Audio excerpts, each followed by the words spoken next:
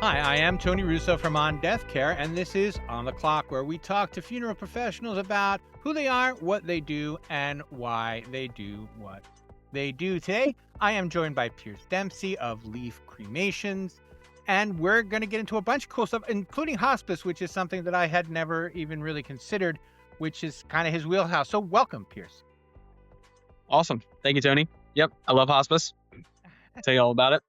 So before we get into it, a little background. So who are you and what do you do and how did you get into doing what you do? Yeah. Like Tony said, I'm Pierce Dempsey with Leaf Cremation. As is typical in our profession, I'm a fourth generation, actually cemeterian. So my great grandfather bought some cemeteries. We're not really sure how, and on a whim. And so through the generations, my dad opened Leaf Cremation, I guess 13, 14 years ago now. So I knew I wanted to work in the family business, came out of college and started right away. So I basically now oversee our two cremation center operations, one in Georgia and one in Columbus, Ohio. So Georgia's home base, but we do have a Leaf Cremation of Ohio up there in Columbus. Yeah. And one of the things that we were talking about in the pre-interview is that recently you've gotten into visiting hospices, which is something that I had never considered. And it's something that you kind of have come to really like doing. It's become part of it. So can you talk to me a little bit about how you decided that you wanted to start to talk to hospices and then the story of, how it's worked out so far? Yeah. So we're pretty involved, my dad and I, with ICCFA, CANA, other organizations like that, even on the regional and state association level. And hospice is something that gets talked about every now and then. I won't say a ton, but it does get talked about. And so my dad kind of tasked me with, hey, go figure out what hospices are in our service area, which is pretty large, about 125 miles. Yeah. Yeah, yeah. Um, and figure out who they are and go get figure out what they need from us and how we can help them. And so that's what we started doing. So I right before COVID started, I started compiling all of these hospices that are in our area and started knocking on doors. I just literally I'd call the hospice, say, hey, I'm gonna stop by today or tomorrow, just to let them know, and then I would just walk in and introduce myself and say, hey, I'm Pierce with Leaf Cremation. We don't know each other, and I think we should. And that was that was the genesis of sort of what turned into a massive endeavor. And that, we began doing in services, which is just a group presentation with the hospices and telling them, uh, you know, who we are, what we do, why we think we serve this type of family, this cremation family really well. And, we never ask for a referral. We don't ask for them to send us anyone. We just get to know them, give them resources. They are so eager to know what in the world we do. They love the behind the scenes stuff. And so we what started as just a, hey, go figure out who these people are, turned into a true like love and relationship with all of our hospices. So we have a guy, Hunter, that goes out and sees them, and it's awesome. Like, he walks in and they light up to see him. So it's not a weird thing. It's not a businessy thing. It's just it's a relationship. So that's all we're trying to do. So what do you think captured their imagination at first, besides the fact that you just showed up? What kind of captures people's imagination? Yeah, well, one of the first in services that we did, we drove 50 miles to go see him, and because we have a large service area, and we did the in service. It was a great presentation. We gave them some things that they needed, and they just made the comment, we know where your office is. You probably drove an hour or two here, and that funeral home across the street's never seen us. They've never come over here. We don't know who they are. And that was very eye opening. That it really is, and they're eager to know who we are. So I think that's one thing, is just simply no one talks to them. But the other thing is they are in an adjacent business to us, so we feel that we serve families wonderfully. Most funeral homes do, but we service like this little sliver of time. The hospices are with these families I'll say it in a more intimate way than we are. And that may hurt some people's feelings, but they're on the couch hearing the family discuss finances. They're coaching the family through what the next month is going to look like before the passing, after the passing. So they in a lot of ways have a more intimate relationship with the family than we do as funeral professionals. And so they're very eager to know what in the world we do. What does a crematory look like? What is the process? Uh, why do y'all tell me that this person who we work with can't sign a cremation authorization? They don't know. They don't know our laws. They don't know our regulations. And so there is just that kind of intrigue. They're not grossed out by stuff, right? They're healthcare workers in a very niche field. And so they get the morbid humor. They get that kind of, office talk that we do. They understand the crazy families, right? They get these things. And so there's sort of a camaraderie there that just kind of helps build those relationships. Yeah. It's amazing. I spoke with, I don't know if you know him, I probably should have mentioned this in the pre-interview, Greg Grabowski. Are you familiar? Yeah. Yeah. Greg and Lacey, I've listened to them talk. I've talked to Greg after one of his talks at ICCFA. I spoke to him. My dad just recently heard Lacey at a Cana convention or symposium. And so yeah, we follow them pretty closely. They do great work, and I'm pushing them like, hey, if you want to learn more, go read their content. They're doing great work. Yeah, just getting the word out of like, hey, funeral homes need to be invested in this part of the business. Well, and that's the thing. You already are maybe not as big as you can be, but you're not buying, 3 more crematories this year. And so one of the things you were talking about is you like to do presentations, and that's something that you do with some regularity just to kind of get other people on board. What are those presentations like? Like, I'm sorry, you said at ICCFA University is one of your, what do you talk about? Yeah. So I do a talk that I call the Hospice Playbook. And so if you go to the ICCFA University, I think registration's still open. You can go to the Cremation College. What'd you say? I'm talking to Nadia next week. Yeah, okay. Well, there you go. So the Cremation College, I give a presentation called the Hospice Playbook. It's an hour and a half presentation, and I tell you everything that I do. From how to knock on the doors, what to say, what to bring them, all the way through when you do the in-service, the group presentation. Yeah, how do you, what do you say? What's your agenda? What do you bring? That kind of stuff. So I kind of give my whole talk there, and then I also on the side, if you want to talk to me, privately, I do one-on-one. I'll like go to like work with the people in your funeral home to start your own hospice program.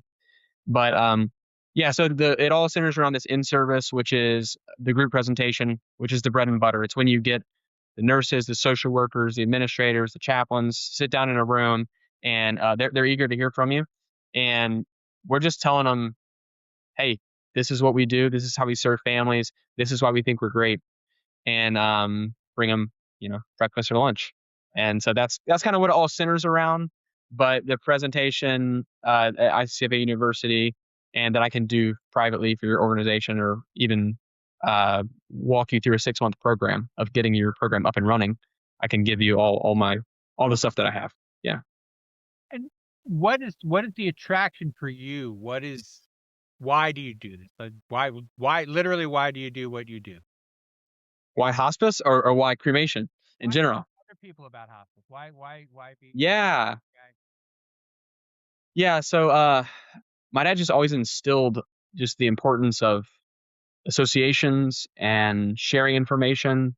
We're just in a really unique profession where we can do the same exact thing 200 miles away and never touch each other's market. So it is still localized in that way.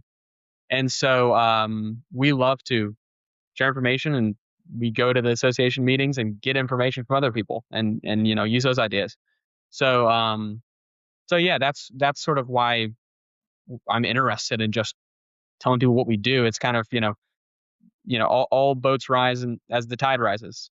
And so just make everyone better.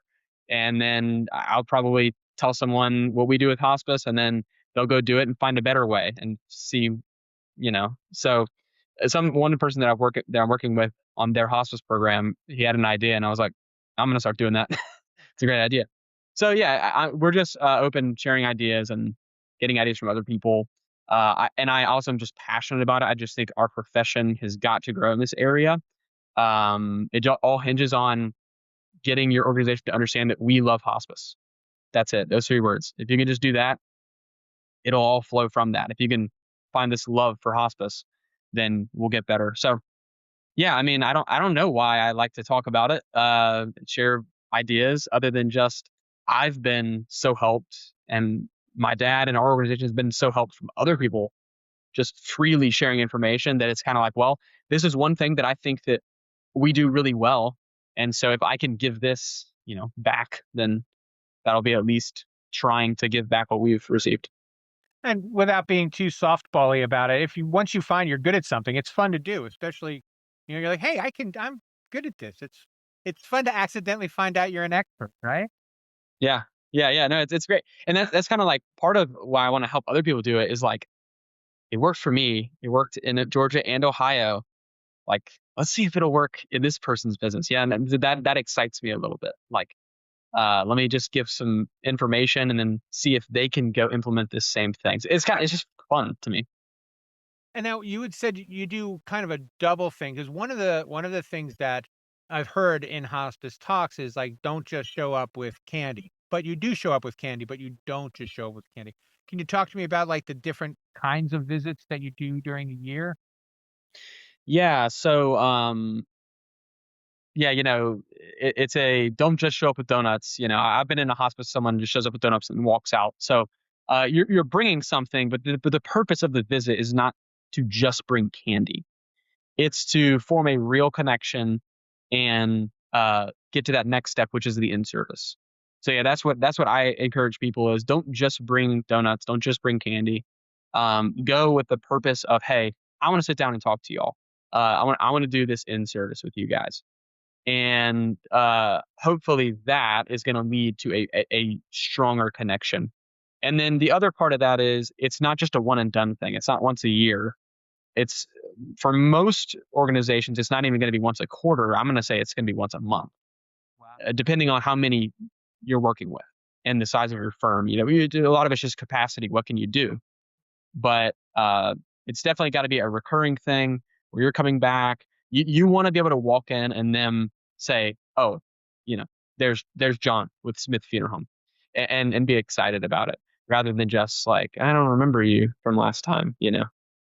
So And so when you're these monthly visits, they'll just be regular touches, and then when they have not continuing education, an in-service coming up, then they'll say, hey, are you good for 2 Thursdays from now? We're having an in-service. We're looking for someone.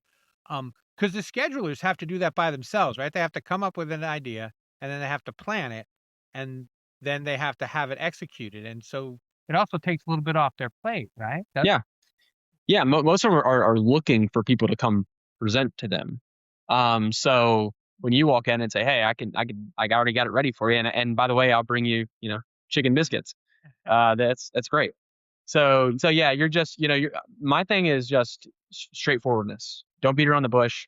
Hey, I'm here.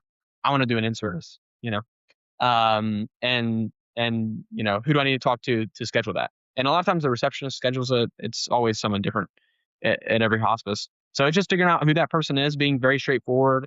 Here's some goodies, but here's why I'm really here. I really want to talk to you guys about having an in-service. So. And the in-services are, even though you're that direct, the in-services aren't that salesy. How do you make that kind of switch? Yeah, I mean, I think part of it goes back to just understanding what hospices really want from us, which is information. Even as simple as like a basic cremation, a direct cremation can be, they might not even understand what's included in that. So yeah, you're trying to go in and explain, here's for us specifically cremation, but if you're a funeral home or cemetery, you can explain your process. And so it's, hey, here's how this process goes. Here's how we're different. And just to be honest, like, you're not the same as the guy down the street. And so, this is kind of a good practice to be able to articulate your competitive advantage. And And then again, you've got to put your what I call the hospice goggles on. It's not a family you're talking to. Hospices care about different things. They care about the transport. That's so important to them. You're going to get here when we call. Yeah. So if that maybe that's not your strong suit, okay. But if it is, you got to talk about that. So it's you're having to sort of change your mindset. You're not sitting in front of a family. It's not a lunch and learn, a pre-planning seminar. You're talking to hospice healthcare workers. So you got to figure out ways that your business can make their lives easier, and then be able to tell them about those things. But yeah, we are straightforward about if you got a family that wants cremation, like we are a great option. And then let them figure out what families they want to talk to about that.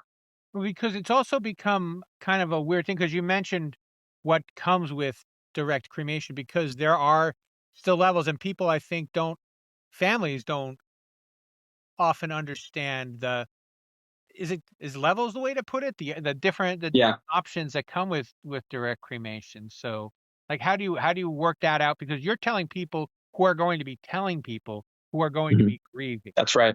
So Yeah. that seems like you gotta have, like, very big, easy to understand pictures. Yeah. No, it's true. So yeah, handouts are always good. Um, if you get them to start reading a GPL, they're lost, right? Especially with cremation, because there's direct cremation with, casket provided, or, alternative container provided by family. Why is this much cheaper? It's very confusing. So yeah, you've got to be able to boil it down to like, this is it. And then the other thing is, though, be a resource. Hey, if you don't understand something, or if a family just wants pricing, or hey, if they're choosing another funeral home and you have a question, call me. And so people will do that. They'll be using someone else, and they'll call us. They'll call our hospice advisor about, hey, they're saying this, and this. Is this right? They're saying this person has to sign. Is this how this works? So just be a resource. So yeah, like, it is confusing. I mean, that's why we have funeral directors. That's why it's a licensed profession. Um, so yeah, so utilize that. Like, hey, here's the simplest way I can put it. The family's gonna have questions. You're gonna come across something. Hey, call us. And if it's at 2 a.m., call our the number on our website, and you'll get to a director as soon as possible. You may have to go through an answering service, but they'll get you to someone. You know. So just, yeah, again, it just goes back to being upfront. Like, I can't answer all your questions in this 15-minute meeting, but call us. We want to talk to you. And then you got to train your people. Hey, when a hospice person calls, it's a customer. It's a different kind of customer, but it's a customer. And getting them to treat them that way. Yeah. Yeah, that's another thing that I've heard. It can be complicated. So how do you do your training for that? Like, besides saying that there's a customer, how do you handle a hospice phone call, different from a family phone call? A lot is just mindset. We tell our people we love hospice. We love hospice. I don't allow any hospice slander in the office. There's no hospice slander going on. A lot of it really just boils down to that, getting them to understand the concept of what John and Julius, I don't know if you came up with it, but like the internal and the external customer. A hospice is a different kind of external customer. And so it's really a mindset thing, getting them to not talk to the hospice nurse like they would the morgue attendant. There's a way you treat everyone the same, right? But we know that's not true, right? I mean, just practically, no, you don't talk to the coroner the way you talk to the family. Right. So there's a principle there, but also you need to have different, lanes of speaking. So no, don't talk to a hospice person like you talk to a family, but talk to them a little differently than you do the coroner that you're buddies with, right? There's kind of a different angle there. So we don't have scripting that we give or anything. It's literally just, we all understand this is a huge part of the puzzle in growing the business and serving more families better. And so, yeah, I don't have a script or anything. It's really just a mindset of getting your people to understand we love hospice and they're another kind of customer that we serve. Excellent. And you are speaking. So this July you'll be speaking at ICCFA University, and you're coming up. When are you going to Massachusetts? You mentioned it. I don't know if this will be out in time. I probably won't. I'm leaving tomorrow. Oh yeah, no, definitely. Yeah. This will be Yeah. out in early May. Do you have any speaking engagements past early May so far? Um, Goodness, probably. Yeah, I don't know. I think right now I've got so this Friday and then also on Monday. Friday is Massachusetts Cemetery Association. Monday is the I'm blanking Mississippi Funeral Directors Association. In August, I will be speaking at the Tri-State and Georgia Cemetery Association combined. So the Tri-State down here in the South is Alabama, Mississippi, and Tennessee. I may be getting that totally wrong. I think that's right. Um, and then there we're doing joint convention, the Georgia Cemetery Association. So on those, I'm talking about AI implementation. I somehow became the AI guy. But I basically just give like a case study of sorts, but really just like, hey, here's like 10 ways I use AI in my job every day. So it's not pie in the sky stuff. It's real, just boots on the ground. How are we using this? How do our people use this? And trying to get the techno illiterate and also like people that use AI every day and everyone in between able to like pick up their phone, get on their computer, and use AI when they go back to their job tomorrow. So Are you open to being asked to speak more? Is speaking something you'd like to do more of? You seem to enjoy that. yeah, yeah, I love it. And so yeah, I've done presentations for businesses, and I've also done like speaking engagements at association meetings. So I can talk to your business about hospice, AI, cremation marketing, cremation customer experience. Those are kind of my 4 lanes. Or if you think I can talk about something else, Tony, you can. Yeah. But yeah, I'm open to it, whether it's association or your company, or just I hop on a Zoom call a couple weeks ago with just a guy, and we just talked about stuff. So yeah, I just love spreading ideas, and every time I go somewhere, I get more ideas. So I love it. Well, thank you so much for your time. Is there anything else that you wanted to say? Something you didn't get a chance to talk about? I don't think so. Thank you for the opportunity. I've been listening to you for a long time, Tony. So I'm excited what you're doing, and glad to be a part of it. Excellent. Well, thanks so much.